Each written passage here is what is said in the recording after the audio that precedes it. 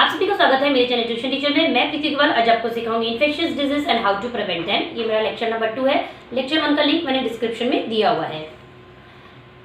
The spread of disease by insects. You may be aware that one can get malaria from the bite of a certain kind of mosquito. When this type of mosquito bites someone who has a malaria, the malaria jumps in that person's blood, enter the mosquito's body with the blood it sucks. If this mosquito bites another person, the malaria jumps enter that person's body too. He too can get malaria. Insects like mosquitoes, lice and fleas spread disease. That is why we must stop insects from breeding. अब देखो बहुत simple चीज़ है ना, आपने देखा होगा सुना भी होगा है ना कि मच्छर जो होते हैं ना वो भी है ना मलेरिया कॉज कर सकते हैं। और नॉर्मली मच्छर है ना हर घर में मिलेंगे, ठीक है ना। लोग रैकेट से मारते हैं और वो बोलते हैं ना ऑडोमास टाइप का कुछ ना कुछ लगाते हैं और वो क्या बोलते हैं मैक्स वगैरह लगाते हैं ताकि मच्छर ना आए। क्यों ना आए? ताकि वो हमें बाइट करेंगे तो ऐसा नहीं कि सारे मच्छर हमको मलेरिया ही देंगे। कोई कोई मच्छर कैसा होता है बहुत डेंजर रहता है जिससे कि हमें मलेरिया हो सकता है। अगर एक को बोलते हैं ना मच्छर ने बाइट किया और उसको मलेरिया हो गया और उसने फिर किसी और को बाइट किया तो उसको भी मलेरिया हो जाएगा। तो ये सब बीमारी क्या है ना बेटा अच्छी नहीं है। तो इसलिए क्या करना है, और लाइस यानी जून पड़ जाती है या मक्खियाँ होती हैं तो ये जो ब्रीडिंग होती है बोलते हैं जितना फैलाव होता है ये सब है ना बीमारियाँ देती हैं। तो इसलिए हमें क्या करना चाहिए, इनको है ना प्रिवेंट करना चाहिए ताकि ये ना ज़्यादा बढ़े और बीमारियां ना हो। तो मच्छर भी देखो कैसे आते हैं, या तो शाम का टाइम हो तो नेट लगा लें, यहाँ पे विंडोज वगैरह में रहते हैं और ऑडोमास वगैरह या कोई भी ऐसा रेपेलेंट क्रीम जिससे कि है ना मच्छर आपको बाइट ना कर सके। Spread of disease by direct contact. Ringworm, scabies are disease that affect the skin. अब मैंने जैसे आपको बताया था ना कि ये रिंगवॉर्म, दाग, स्कैबीज, खुजली पहले वाले मेरे लेक्चर 1 में मैंने बताया था। तो ये सब किसकी तकलीफ है? स्किन की तकलीफ है। If someone has come in contact with the skin of a person having this disease or where is close then that person can get the skin disease too. ठीक है, स्किन डिजीज यहाँ पे 2 बताई हैं, ringworm और scabies. अगर आप उनके डायरेक्ट कॉन्टेक्ट में आते हैं तो कैसे आ रहे हैं, मतलब उनके आप कपड़े अगर पहन रहे हैं, उनके मीन्स क्लोथ अगर बोलते हैं ना प्रॉपर वॉश नहीं किए होंगे और वो जर्म्स उसमें रह गए होंगे तो वो जर्म आपकी बॉडी में एंटर करेंगे, वो ग्रो करेंगे तो आपको भी रिंगवॉर्म या स्कैबीज हो सकता है। That is why it is better to avoid sharing cloth. आपने देखा ना बहुत जन ऐसे बोलते हैं कि मैं अपने क्लोथ शेयर नहीं करता हूँ ऐसा, क्योंकि सबके मन में भले उन्हें वो बीमारी हो या ना हो लेकिन मन में आदमी के डर रहता है ना कि कहीं ऐसे ना डिजीज जो है किसी को स्प्रेड ना हो जाए। An epidemic of disease. Germs of disease like the flu or conjunctivitis spread quickly through the air. अब देखो ये फ्लू क्या हो गया, जैसे अभी आप देखो बरसात आती है तो बच्चों को बीमारी बुखार हो जाता है, सर्दी हो जाती है, खांसी हो जाती है तो डॉक्टर को पूछते तो क्या बोलते हैं फ्लू हो गया है, वो वायरस आ गया है, ऐसे नॉर्मली बताते हैं ना वो। और कंजक्टिवाइटिस, कंजक्टिवाइटिस मतलब हिंदी में बोलेंगे आँख आना। आँख आ जाती है ना किसी किसी की, तो अगर एक की है तो चश्मा पहन के स्कूल में आता है, अगर आपने नोटिस किया होगा। अगर वो नॉर्मली आएंगे तो क्या होगा, आप उनके आई में देखोगे तो है ना, तो वो जो उसके जर्म्स होंगे वो आपको भी आ सकता है। तो आपको भी है ना बोलते कंजक्टिवाइटिस की डिजीज की प्रॉब्लम हो सकती है। So many people get such disease all at one time. If the water of a common source is contaminated by germs of a disease like cholera, then there is a danger of all those who drink that water getting the disease. अब देखो ऐसा इनका कहना क्या है कि बहुत सारे लोगों को मानो अगर तकलीफ हो जाती है, अगर किसी को है ना कॉलेरा की तकलीफ है ना और वो गंदा पानी किसी ने पी लिया है, ठीक है, और एक साथ सबको वो बीमारी हो गई तो कितनी खतरनाक है। If at some place mosquitoes breed in large numbers and many people there can get malaria. Yes, बहुत सिंपल चीज़ है। अगर मच्छर बहुत सारे ज़्यादा हो जाएंगे तो किसी ना किसी को तो मलेरिया होएगा, एक को होगा तो दूसरे को भी हो जाएगा। When many people in one area get the same infectious disease all at the same time, we say that there is an epidemic of the disease. अब देखो एपिडेमिक ऑफ डिजीज क्या होता है, देखो ये तो आपने अभी तक क्या पढ़ा, डिजीज कौन कौन से होते हैं, कौन से इन्फेक्शियस डिजीज होते हैं, कौन से नहीं होते, ये मैंने लेक्चर नंबर 1 में पूरा डिटेल में बताया। देन सेकंड में अभी आपने जहाँ से सुना डिजीज तो आपको पता चल गया कि डायरेक्ट कांटेक्ट में हो गए या स्प्रेड ऑफ डिजीज के थ्रू हो गए। लेकिन कुछ डिजीज जब एक ही टाइम पे है ना, इन्फेक्शियस डिजीज एक ही टाइम पे बहुत सारे लोगों को हो जाते हैं तो उसको बोलते हैं एपिडेमिक यानी महामारी। एक तो बीमारी और एक महामारी। बीमारी यानी एक आध लोगों को हुई अलग अलग एरिया में, कोई यहाँ बीमार है कोई दूसरी जगह बीमार है। हर आदमी बोलते हैं ना पूरे देश में कहीं ना कहीं कोई ना कोई आपको बीमार मिलेगा किसी ना किसी बीमारी से। लेकिन पूरे देश में एक ही टाइम पे एक ही बीमारी सब तरफ सबको हो गई तो है ना, तो उसको बोलेंगे महामारी। तो इंग्लिश में उसको बोलेंगे एपिडेमिक।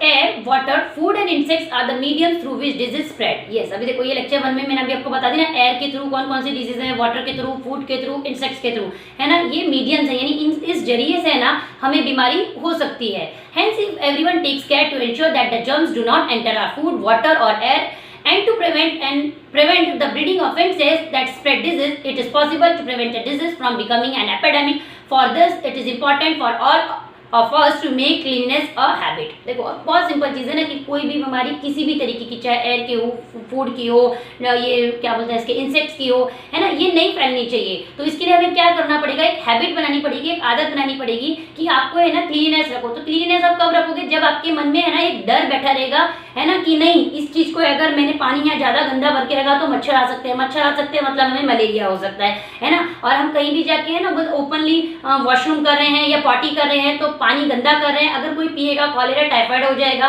तो हमें भी हो सकता है। इसलिए ये लेसन आपको दिया गया है ताकि आपको डिजीज पता हो, कौन से डिजीज कहाँ पर होती है, उसका प्रिवेंशन क्या है। अभी से समझोगे तो बड़े होके है ना आप ऐसी गलतियां नहीं करोगे। Prevention of infectious disease. Why should you not go to school if you have conjunctivitis? Yes, conjunctivitis मैंने आपको बताया ना, आँख आना। मम्मी पापा हमने देखा ना कितने जन होते हैं कि बच्चों को स्कूल नहीं भेजते हैं। क्यों नहीं भेजते हैं? क्योंकि बोलते हैं ना एक अपने बच्चे को आँख आई है तो दूसरे बच्चे को भी आँख आ सकती है। To prevent disease from spreading through water, it is purified at the water works in some smaller towns and villages. Bleaching powder is added to community source of water to kill the germs and make the water safe for drinking. अब देखो हम अपने घर पे जब पानी का रहता है ना तो क्या करते हैं, जब पानी आता है उसको अपने लेवल से प्यूरीफाई करते हैं। कोई एलम डाल के करता है और कोई बोलते हैं ना कपड़े में छान के करता है, कोई टैप में वो प्लास्टिक का आता है वो लगा के करता है। जिसके यहाँ पे जैसा सिस्टम है ना वो वैसे तरीके से अपने वाटर को प्यूरीफाई करता है। लेकिन टाउन्स और जो विलेजेस में पानी आता है ना वो भी बोलते हैं प्यूरीफाई करके देते, तो वो लोग क्या यूज करते हैं, bleaching powder. When there is an epidemic of gastro or jaundice, people are advised to boil water before drinking it. अगर देखो अगर एपिडेमिक बोलते हैं ना महामारी आ गई गैस्ट्रो की, है ना, या जॉन्डिस बीमारी की, तो उधर बोला जाता है कि पानी को हमेशा है ना बॉईल करके पिए। और आपने नॉर्मली ये भी देखा होगा अगर आपको बुखार भी हो जाता है ना, जब मम्मी पापा आपको डॉक्टर के पास लेके जाते हैं तो डॉक्टर की फर्स्ट एडवाइस क्या रहती है कि ये मेडिसिन तो आप ले लो, है ना, इसको ये दे दो वो दे दो, ये मत खिलाओ वो मत खिलाओ, लेकिन वो ये जरूर बोलते हैं कि पानी जो है ना बच्चे को बॉईल करके पिलाए। ठीक है।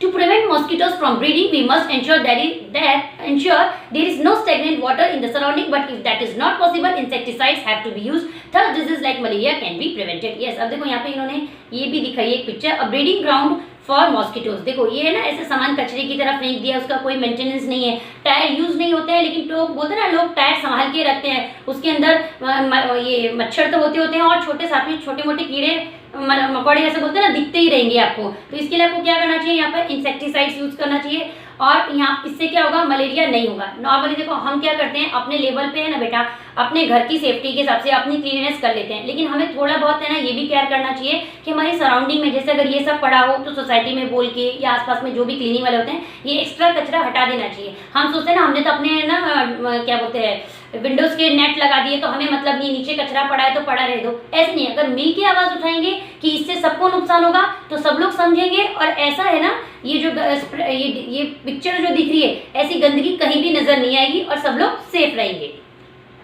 People who have a serious infectious disease like tuberculosis or swine flu are quarantined. देखो अब सबसे सीरियस जो infectious disease है ना वो है tuberculosis, टीबी की बीमारी, ठीक है, और स्वाइन फ्लू है ना, तो उन लोगों को ना क्वारंटीन कर देते हैं। अभी देखो आपने देखा था ना कि ये अभी जो ये बीमारी आई थी ना कोरोना, तो उसमें भी आपने देखा ना लोगों को क्वारंटीन कर दिया था। उसका रीजन क्या था कि वो भी ऐसा एक एपिडेमिक हो गया था, वो तो बोलते ना पूरे वर्ल्ड में ऐसा हो गया था कि सब लोग ही बोलते ना वो डर गए और सहम गए कि पता नहीं आगे सब लोग लाइफ देख पाएंगे नहीं देख पाएंगे। तो इसे सब बोलते हैं ना कि भगवान सबको स्वस्थ रखे और ऐसी नौबत पूरे वर्ल्ड में कभी नहीं आए। तो ऐसे ही एक ये भी सीरियस बीमारी इन्होंने यहाँ पे दिखाई है, ट्यूबरक्लोसिस और स्वाइन फ्लू, जिसके लिए ना इसमें भी है ना क्वारंटीन कर देते हैं कोरोना की तरह।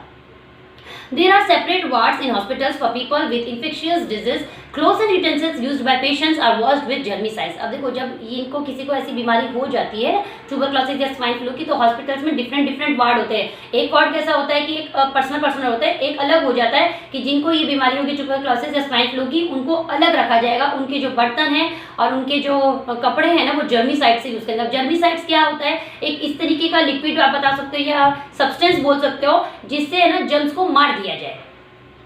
The spittle of a person who has tuberculosis is collected in a vessel and covered with the germicides like phenyl. अब इसमें देखो इन्होंने क्या बताया, अगर किसी को ट्यूबरक्लोसिस या स्वाइन फ्लू हो जाए और अगर वो थूकते हैं ना तो उनको थूकने को ऐसे नॉर्मली इधर उधर नहीं थुका देते हैं, कोई बर्तन देते हैं उसमें वो थूकते हैं और उसको फिर वो कवर कर देते हैं, है ना, covered with the germicides like a phenyl, जैसे फिनाइल आती है इस तरीके का उन्होंने बताया, वो जर्मिसाइड वो यूज करते हैं। Such precautions helps to prevent the disease from spreading to others. तो इस वजह से क्या होता है, देखिए हॉस्पिटल वाले डॉक्टर्स बोलते हैं ना भगवान का रूप होते हैं, तो इसीलिए होते हैं क्योंकि उनको इतनी सारी बारीकियां पता होती हैं कि ये इंसान तो परेशान है, एक इंसान के पीछे बोलते हैं ना पूरा घर परिवार परेशान हो जाता है, अगर सबको हो गया है ना तो सब लोग परेशान हो जाएंगे, इसलिए वो इतनी सारी सेफ्टी बरतते हैं। तो आपको इसीलिए सब बता रहे हैं कि आप लोग बच्चों को इस लेसन क्यों दिया है कि कहीं कैसे भी गंदे हाथों से खा लेना, है ना, खांसते और छींकते समय मुंह को कवर ना करना, किसी को भी टच कर लेना, कहीं भी बैठ जाना, कहीं भी उठ जाना, इसीलिए ये लेसन्स को आपको ना समझना है बेटा अच्छे से। To prevent the spread of disease through air, people should cover the mouth while sneezing or coughing and avoid spitting in the open. ये पहली बार, ये तो कितनी बार मैंने लेक्चर में भी बता दिया, वही सेम, छींकते समय, खांसते समय, थूकते समय, थोड़ा सा थूकते समय तो मुंह नहीं कवर करेंगे, लेकिन ऐसी जगह मत थूको, अगर थूकना है ना तो कहीं साइड में थूको जिससे कि ना लोग उसके पास से ना क्रॉस करें, ठीक है। लोग तो चलते में ऐसे ही थूक देते हैं, बाजू में से कोई जा रहा होता है, बोलते हैं ना थूक के छींटे भी उसके बदन पे आते हैं, लेकिन उनको कुछ फर्क पड़ता ही नहीं है। If it is necessary to be with such a patient, a mask should be worn to cover the nose and mouth. अभी देखो ये तो कोरोना के टाइम से सबको समझ में आ गया कि ऐसा कुछ तकलीफ रहेगी तो वो नोज और माउथ को कवर करने के लिए वो मास्क लगाते ही हैं। If someone in the family gets an infectious disease, the government health department should be informed so that necessary steps for preventing the spread of the disease can be taken. अब देखो ये क्या बता रहे हैं कि अगर किसी को भगवान ना करे ऐसी इन्फेक्शियस डिजीज हो जाती है तो गवर्नमेंट के डिपार्टमेंट को बताना चाहिए, है ना, ताकि ये जो बीमारी है ना आगे ना फैले और उनको जो भी नेसेसरी स्टेप्स लेने हैं उस पर्सन को सही करने के लिए वो ले सके। Measures for preventing the spread of disease. अब देखो यहाँ पे ये सब दिखा है ना, छींकते समय हैंकी रखो, या और हैंकी को भी ना बेटा डेली चेंज करते रहना चाहिए।